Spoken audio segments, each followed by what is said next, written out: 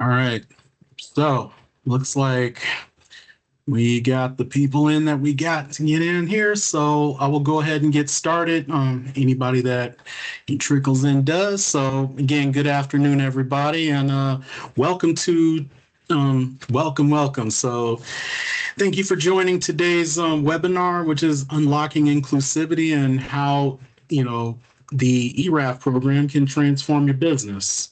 We're really excited to share, such valuable information that has helped many Minnesota businesses, as well as, Minnesotans with disabilities find and maintain long-term employment, right? So before we dive in, I just have a few quick house rules here to ensure that, we have a smooth session today. Please keep your mics muted, during the presentation to minimize any sort of background noise. Want to make sure that, we stay on track here. Feel free to drop any questions you have if they're really pressing here within the chat. Myself or my coworker Morgan here will check and try to get back to you. But we also will have time at the end for Q&A as needed. But also, this is being recorded and will be shared with you guys, as well as other signees afterwards. And we invite you to share this recording with your colleagues, people within your circle. Let them know what the ERAF program is and what have you. And yeah, just really spread the word of this because we still want to make, even bigger impact than we already have.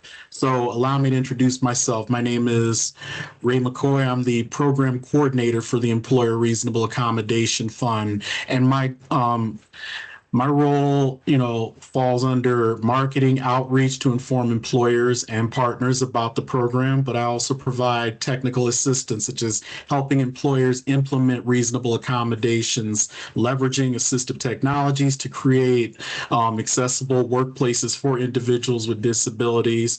And I also manage the processes and outcomes, ensuring that the program fulfills its mission of reducing financial barriers and fostering an accessible workplace.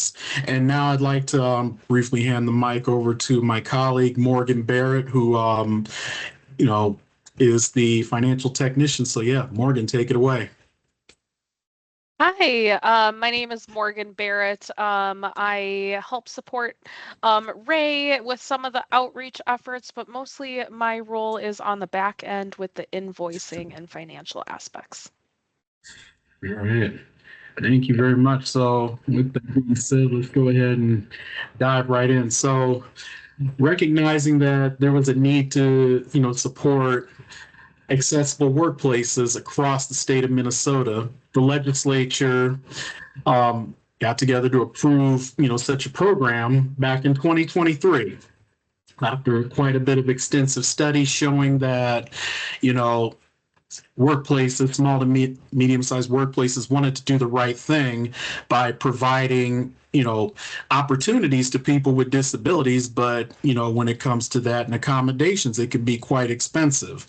So, different entities within the state, such as State Services for the Blind, where this program is housed, as well as the Minnesota Council on Disabilities got together, said, hey, how can we help businesses offset any sort of costs for reasonable accommodations so that they don't, feel a strain, small to mid-sized businesses. And as a result, the legislature approved a 2-year pilot program, the Employer Reasonable Accommodation Fund, in the spring of 2023.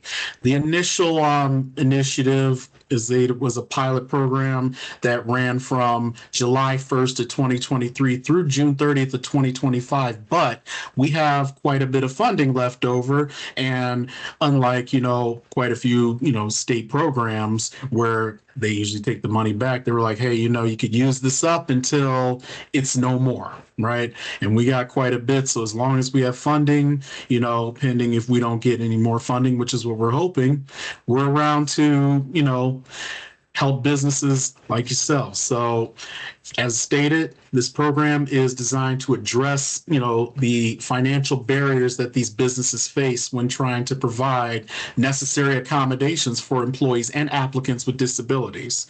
Within the pilot phase, the legislature had appropriated $2 million per fiscal year. So fiscal year 24 and then fiscal year 25, to fund this. And out of that, each fiscal year, 400,000 was earmarked to cover, administrative expenses and other expenses associated with running the program. And this ensures that a substantial portion of the budget, which, was 3.2 million, was made to directly support the accommodations that facilitate, more inclusive work environments, inclusive, accessible work environments. All right. So, as I stated, and I'll get more into how it works here in a minute, but, we aim to reduce those economic challenges. Again, I'm going to say this probably throughout the presentation, so forgive me in advance, to encourage more businesses, small to mid-sized businesses, to hire and retain talented individuals with disabilities and thus foster an accessible workplace, right?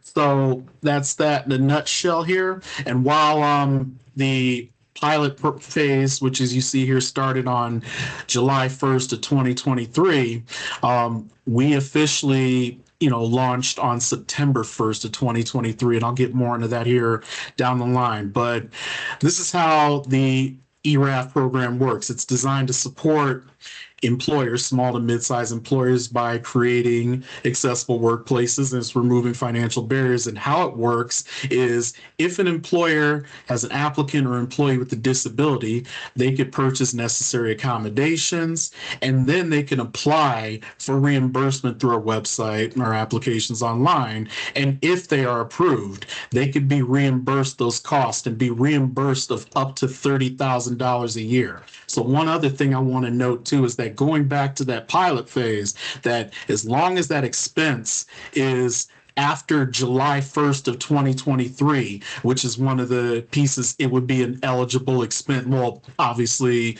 that, and it has to be for a reasonable accommodation, but in terms of like time or date of purchase. All right.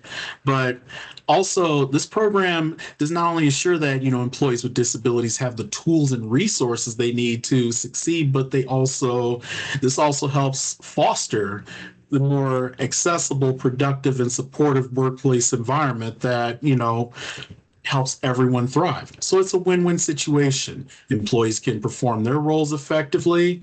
Applicants can move, smoothly through the application and hiring process, and businesses benefit from increased morale, retention, and workplace, accessibility, which helps not only people with disabilities, but everybody. Right. So what sets ERAF apart from many other government initiatives is that we have straightforward and accessible eligibility criteria designed to minimize, any sort of hurdles that, small to mid-sized businesses often face when it comes to government programs. So, unlike many where there's like a bunch of complex requirements, we would like to think that we have a very straightforward set of, guidelines when it comes to that. And in order to qualify as a business, you have to reach primarily these 3 touch points, which is be domiciled in Minnesota, demonstrating that, you are here within the boundary lines. We do check the Minnesota Secretary of State to make sure that, as a business, you're registered. You cannot have any more than 500 employees, and you cannot make any more than 5 million in gross annual revenue. These are all things that we check as touch points. And this criteria, ensures that, ERAF is accessible to a wide range of businesses promoting, accessibility and support for employees with disabilities across, Minnesota's diverse industries, right? So the $1 million question we get all the time is, what kinds of accommodations would qualify? And that's a wide array of things, right? So what it really comes down to, though, is that, a reasonable accommodation, or what a business purchases, must align with what the Americans with Disabilities Act states. It is a workplace reasonable accommodation, and that's any sort of modification to the application, hiring process, the job, the way the job is done, or the work environment that enables a qualified individual with a disability to perform the essential functions of the job. That would be something that qualifies. There are a couple of exceptions. The main exception though would be like profit and loss when it comes to like, payroll or whatnot. So one accommodation that's, very common is, somebody is unable to, for whatever, reason of their disabilities, they're unable to do a certain task or a certain set of tasks. Well, as an employer, what they could do is restructure their job, but sometimes when you restructure, that comes with pay.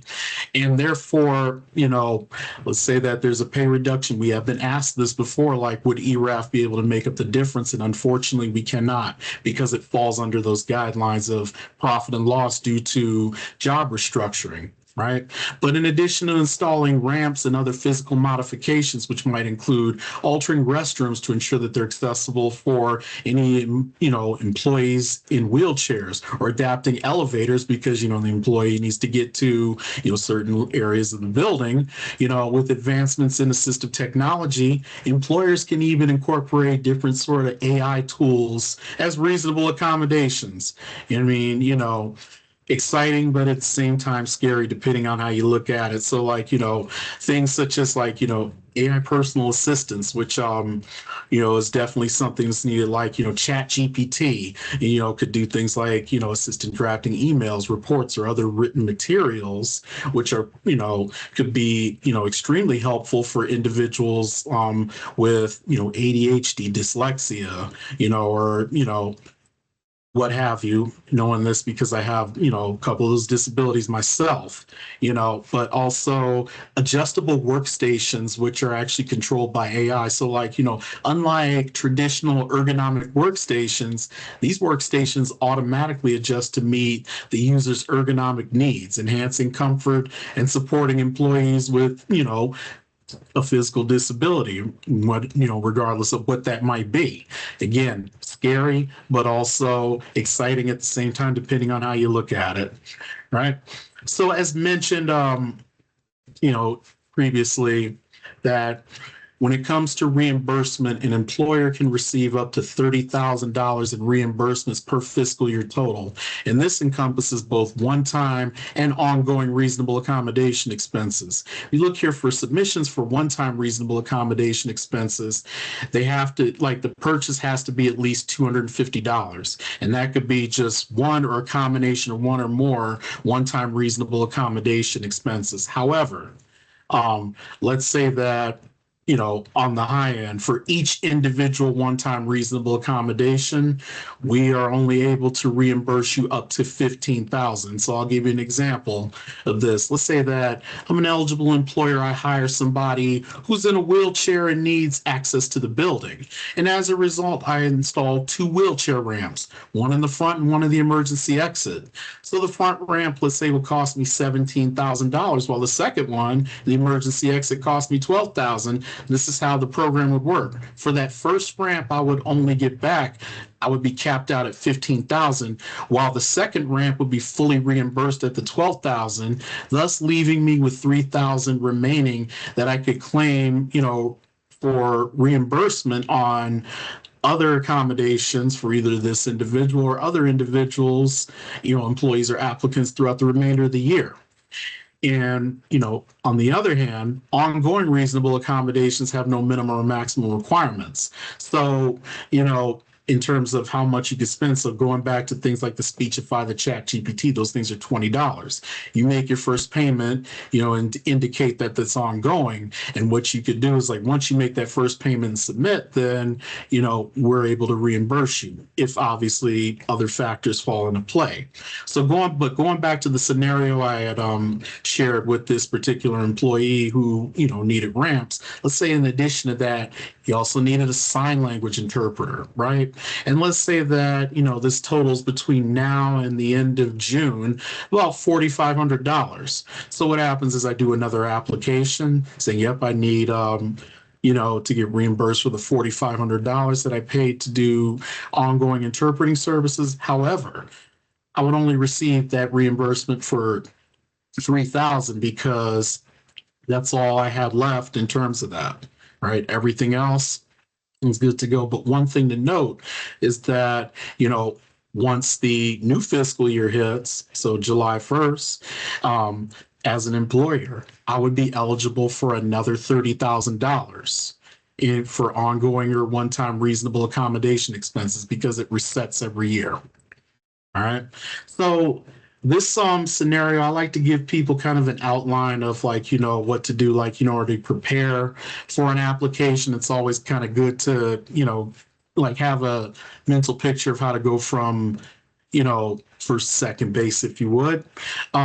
So let's say like the first step being disclosure and internal processing as an employee, or an applicant. Let's say they disclose their disability and we don't monitor what you guys do or anything in terms of like, individual records for disability. But a lot of times being somebody who's actually went through that, they might say, hey, I have a certain type of disability and I need some accommodations to, help me do my work. And a lot of times, the question comes back. And like I said, being that I've been a part of this personally, has been, okay, well, what kinds of accommodations you need? Well, I don't know. I know I need something, right? And so that's what brings me to step two, the consultation, which is not required, but it's, crucial. And it's crucial because, as an employer, one thing that you could do kind of before I talk about obviously is crucial because we want to make sure that, we help you, answer any of those questions and figure out maybe like, what the nature of the situation is and see if we can't, figure out some good solutions. But, what this is that it's a free consultation. As an employer, you could do this as many times as you want. And what we do is that we, really try to address any sort of uncertainty of what types of accommodations are needed or whether a specific accommodation cost may be eligible for reimbursement or what have you. And, what this does is that it helps, clear any sort of confusion.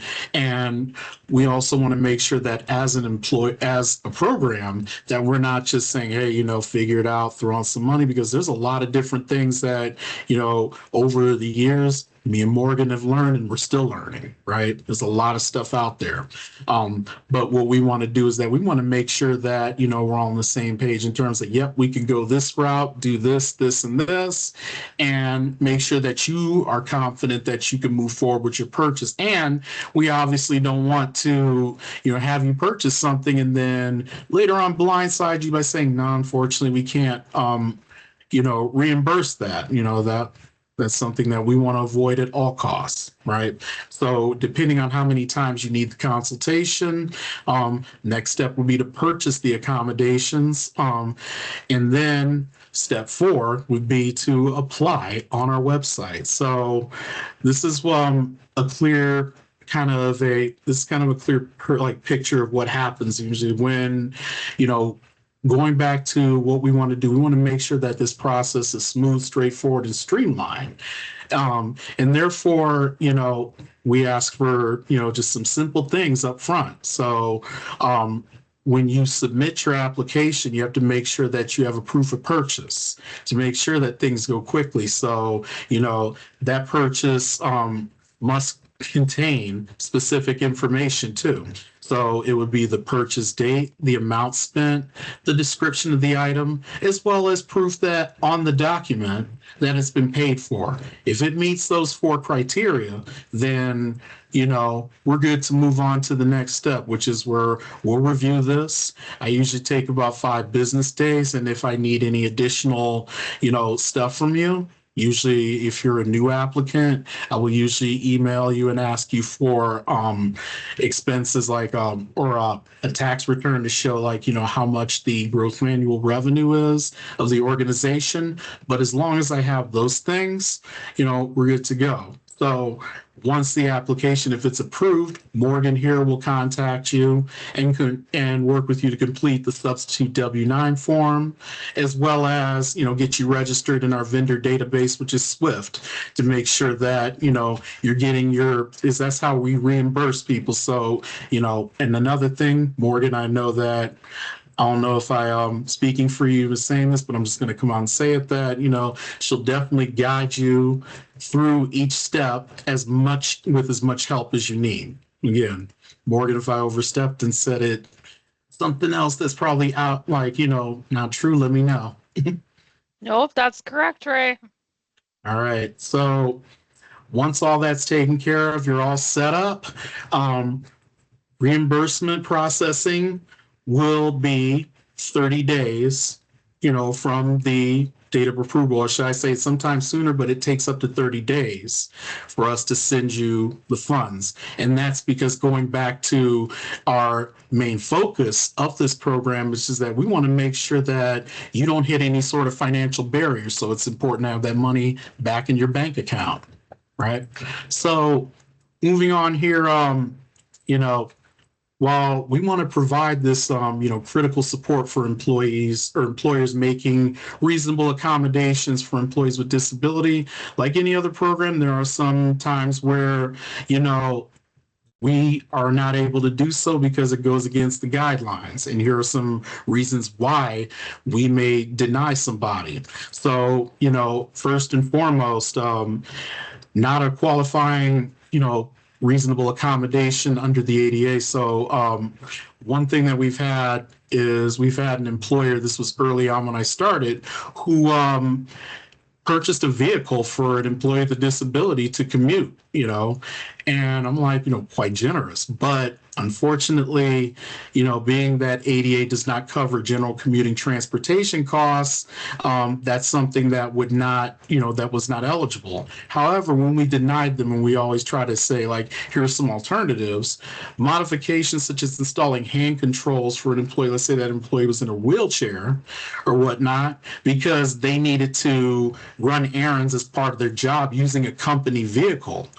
That is something that we could reimburse, not the purchase of the company vehicle itself, but the modification so that individual, that employee with the disability can drive, get to where they need to get to in terms of running errands as part of their job, right? So, another one being this not for an applicant or employee with a disability. We get this all the time where, businesses are interested in making, like, general upgrades, probably mistaken, and it's easy to, misunderstand this, where it's like, oh, we can make like capital ADA improvements, but the key thing is that they did not have an applicant or employee at the time of making these purchases who had disabilities.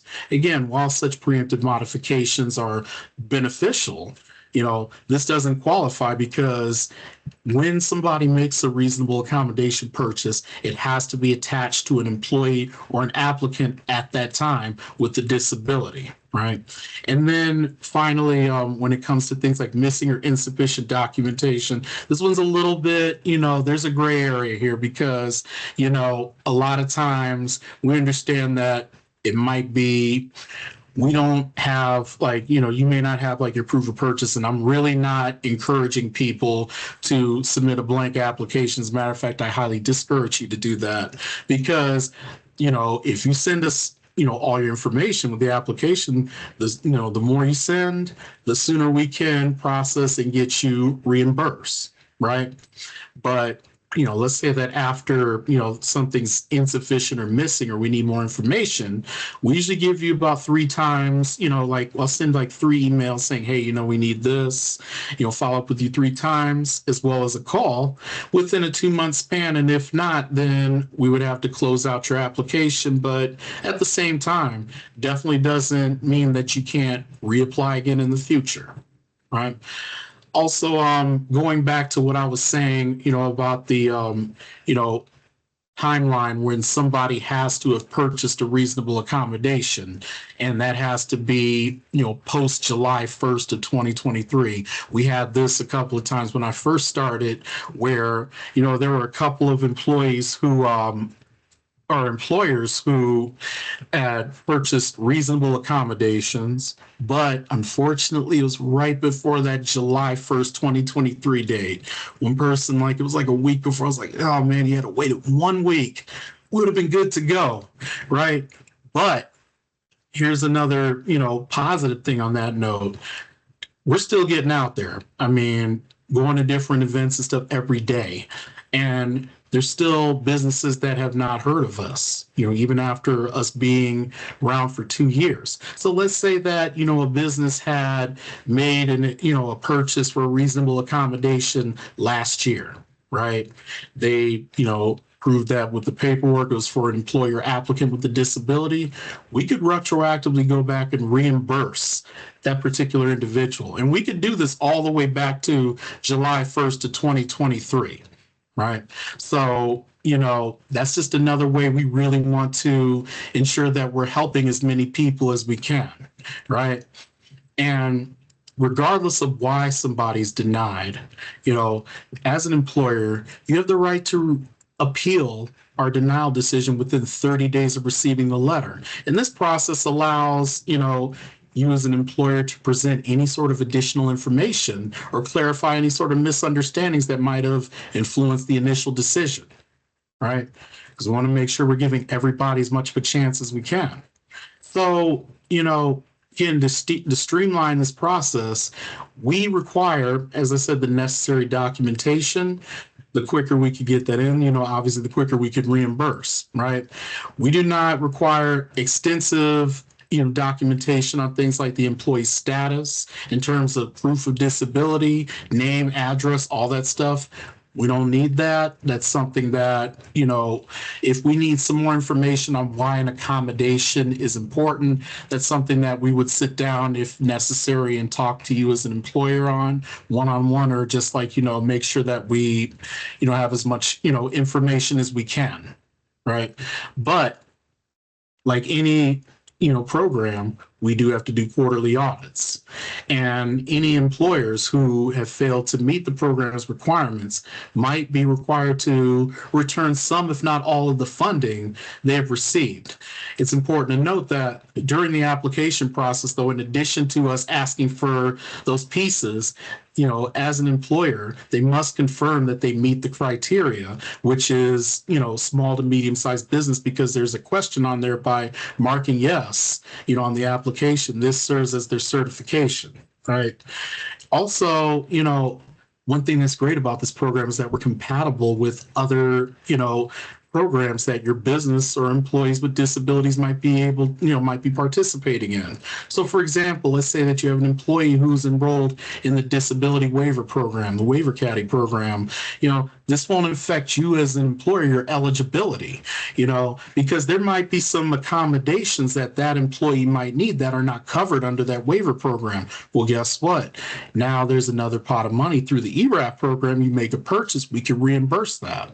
So it's definitely a big deal. And, one thing that, I have to really point out here is that we're not only just a pilot program for Minnesota, but for the entire country. We're the only state that's doing a program like this, helping employers, fund workplace accommodations for their employees or applicants with disabilities. And its success in the time that we've done this has caught the attention of other states, which are now, continuously reaching out to learn more because they're hoping to implement a similar type of program. And this interest shows potential for Minnesota's approach to inspire similar actions nationwide. And, because being that we're a trendsetter of a lot of things, this is just one of the latest things that we're a trendsetter of, right?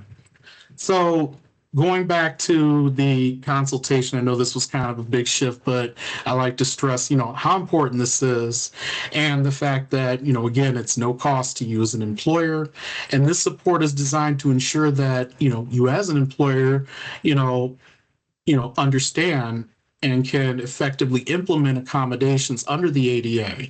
So specifically within a consultation, we could, look at different things such as like ADA compliance. We have ADA specialists that could join us within the meeting by helping you as an employer understand how it applies to hiring and retaining individuals with disabilities, as well as, complex accommodations such as ramps, doors, bathrooms. There's different requirements that are not only required by the ADA, but the Minnesota Department of Labor and Industry. They have, accessibility requirements under there as well.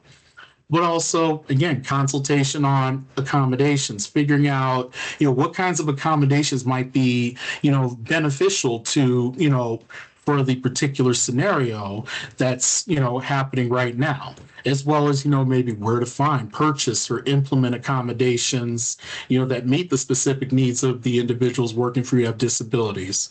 But also we want to be a resource. We want to make sure that we're linking or be a referral resource. So, linking you to other programs and whatnot, both within and outside of DEED, things such as disability related trainings or whatnot to further enhance, your understanding of, and capabilities when it comes to this, because there's a lot of information that we're still learning about as we go, but also providing answers to any questions. And even after 2 years, we're always being hit with new questions, which is great, given the dynamic nature of workplace needs and ADA guidelines, the stuff like, regularly arises, everything from employer eligibility, questions that we haven't thought of, or, reimbursement conditions. And, again, we'll make sure that we get your questions here near the end. But shifting gears a little, just want to kind of talk about some of the success that we've had, as moving forward. So these testimonials here highlight how ERAF has empowered Minnesota businesses to create more inclusive, accessible, and productive workplaces, right? So employers like the Aiken County Developmental Achievement Center have improved employee comfort through productivity and specialized accommodations, while organizations like the Lanesboro Chamber of Commerce have benefited from financial support to meet their employees' needs without any sort of added strain, therefore showing how we remove financial barriers, enabling businesses to focus on fostering stronger and more accessible teams while achieving greater success, throughout. Right. So I also want to share this heartwarming success story, with you as well. Of how ERAF is really making a difference. This is Ellie, and she's a dedicated employee of the Dumb Brothers Coffee Shop in Hopkins. And this is one of 3 franchises owned by Michael Kohler. And so what happened was, thanks to ERAF, the owner, Mr. Kohler, was able to purchase specialized espresso machines that made tasks more accessible for employees with disabilities. So for Ellie, making sure that not only she's able to effectively pour drinks, but also ensuring her safety, right? And this job, for her wasn't just about making coffee, but it was also gaining independence, building confidence, and being part of a supportive team. Right. And with ERAF support, not only was he able to make sure that Ellie had stability, but also he was able to expand his hiring practice to welcome even more employees with disabilities, demonstrating that with the right tools and mindset, businesses can thrive by, making their, workplaces accessible. Right. So, one thing that he said, to cap this off, said the community really stepped up and supported this, providing how impactful these efforts can be for both businesses and those they serve. Right. And this is what we're all about here. Right. So also, here's some real outcomes, and we're actually in the process of updating this because this was last year. And these are not just feel-good stories, but measurable impacts. So what happens is that we surveyed the employers we had, who had participated and been approved for ERAF reimbursement.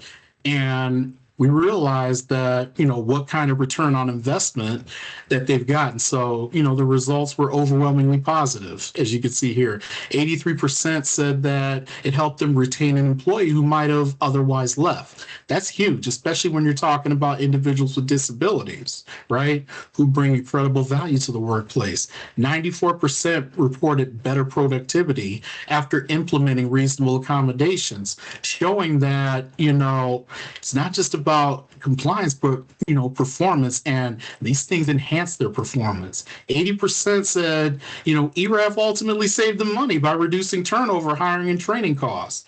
And what surprised us the most was that more than half saw revenue growth, with more reporting gains as high as $100,000, simply because their workplace teams were functioning better due to accommodations. I promise you, I'm not making this up. And then finally, looking at that, we will say 98% of the participants. So, said that, hey, we would definitely recommend ERAF to other businesses. That tells us that we're not just funding accommodations, but that we're fueling shifts in how, businesses view accessibility for all. So great stuff here that we're doing, right? So let's take a look at how, let's kind of wrap this all up and show how ERAF can directly benefit you as an employer, right? You get access up to $30,000 in reimbursements to cover, the cost of workplace accommodations. And these funds obviously help you provide support needed to ensure that employees with disabilities can perform at their best. By creating an accessible and supportive workplace environment, you'll boost employee retention, morale, and productivity. Employees who feel supported, as you know, are likely to stay long-term and contribute more effectively, right? We also want to make sure that we're positioning your organization overall as a leader in accessible and inclusive employment. This isn't just good for your employees, but it's also good for, you as a business overall. And one thing that, is big is that you get a higher return on your investment. Investing in this, has a measurable return.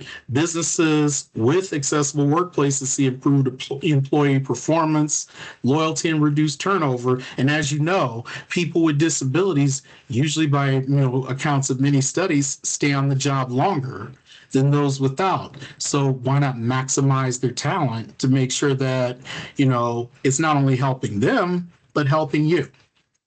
Right. And those are just some things in a nutshell here. All right. So I also want to take a little bit of time to talk about, I guess you could say, our sister program here, which is called Evolve Employment, and explain how it fits alongside ERAF. So while we as ERAF, we help employers by reimbursing the cost of reasonable accommodations, Evolve Employment helps by complements that by helping employers figure out more in depth what kinds of accommodations would make sense, how to implement them and adjust them. We do that here with ERAF too, but when I say they go more into it, they do. In practice, this means that, as an employer, depending on, other factors as well, that you're not just left to your own, devices to troubleshoot when, somebody, when something impacts job performance. Specifically for this program, it's somebody with vision loss in order to, qualify. So if vision loss is I'm sorry, affecting their job performance, ERAF addresses the financial side, while Evolve provides hands-on guidance, support, retention, accessibility, and compliance. So together, we try to create a supported system that helps employers respond quickly, retain skilled employees, and reduce any sort of unnecessary turnover, hence enhancing everything that's happened. So, Evolve Employment is also designed to give employers practical, no-cost support. So when an employee with, your organization experiences vision loss, the team, which is also a team that me and Morgan are a part of, can step in quickly to help stabilize that performance, assess job tasks, and recommend specific accommodations that would actually, be effective to them.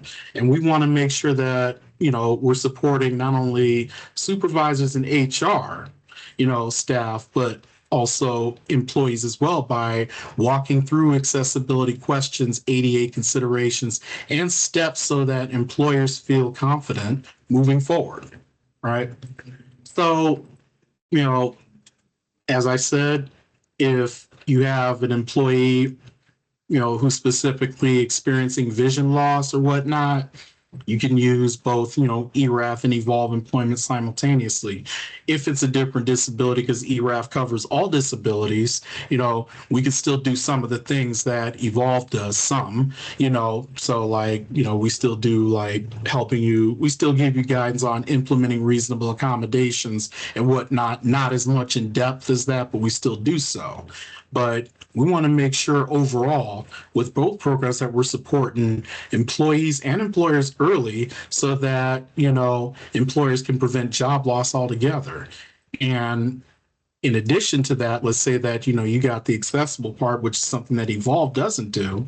You get the accommodations, then ERAF can reimburse you if you fit under that eligibility guideline. So, like I said, it's a win-win on both, and it's giving you a more enhanced experience, right? So, we've come to the end here. This is a way you can reach out to us. As you state here, if you want to, you'll get the slideshow too, along with the presentation. Sorry, I don't know what's going on today. But I want to make sure that in close you out, make sure that if you want to send us an email, you can send us, myself, Morgan, directly. There's also Lindsay Hanson, who's our supervisor and supervises other programs here within State Services for the Blind. This number here is my direct line, is on the first point of contact. Want to call and talk about, some stuff that have any, other questions that may not get to you here in a second, you can. Or if you want to just send an email to all of us, we all see this one at the ERAF deed. All right, so that's that in a nutshell here. Morgan, do you have anything else before I open it up for questions? Sorry, trying to find my unmute button there. No, I don't have anything to add. Yeah, we can open the floor up for questions if anybody has any.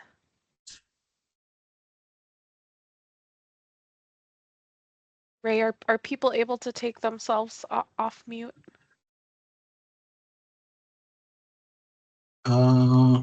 If not, you can just drop your questions in the chat as well.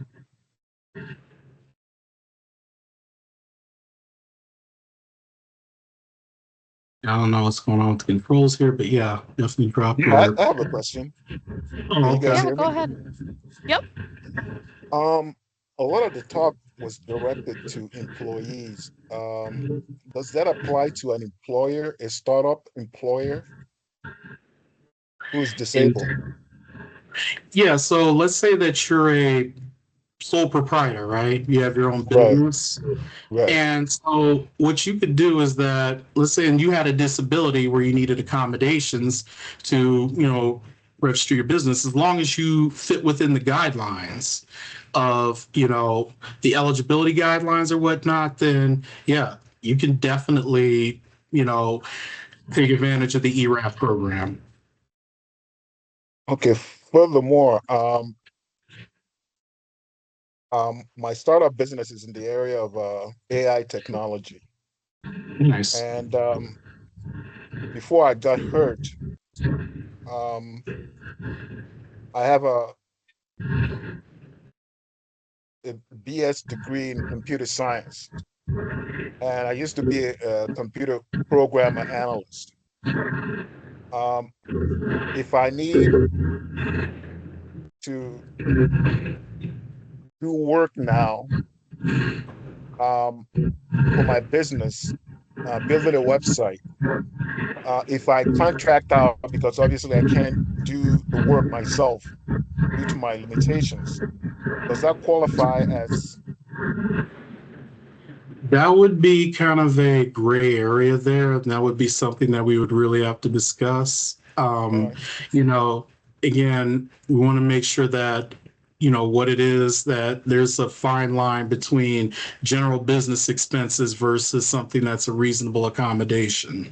And while, yes, we understand that you need the website, it's also a question of like, just different factors that, fall within. But like I said, we could talk more about that if you want to reach out to me afterwards and we could set up a All right. time that you, me, and Morgan can chat. Okay, that'll be great, because that's why I'm here mostly, because I'm a startup, but I have disabilities that have changed my life drastically, and I can't do a lot of things that I want to do, and I require, I think you guys call it aids. When I was reading your online information, there's a particular word that was addressed to it, provision for aids on a temporary or periodic basis. And I was wondering whether that also applies to an employer of my caliber. But I'll love to talk to you in more details, maybe later on. Okay. Yeah. We would love to hear from you, and set up a consultation so that we can talk about ways that we can support you. Because yeah, that we do have some limitations within the funding that we're able to approve for reimbursement, but we also have a lot of variability too when you talk about reasonable accommodation. So I think that there are definitely ways that we can help support you. Thank you. I'll shut up. I don't want to take up all the time. Yeah, you're good. You're good. Anybody Thank you else so have any much for your questions? questions.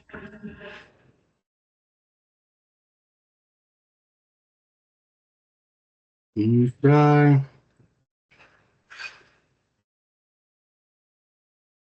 All right.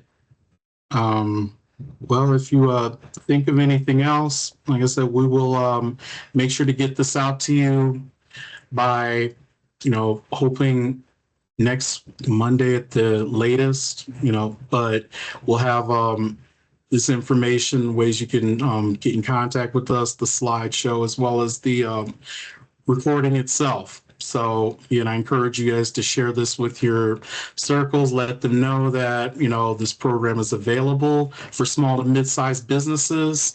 And yeah, if you have any questions, definitely reach out. But thank you for coming out. We, glad that you were able to make it. Thanks, everybody.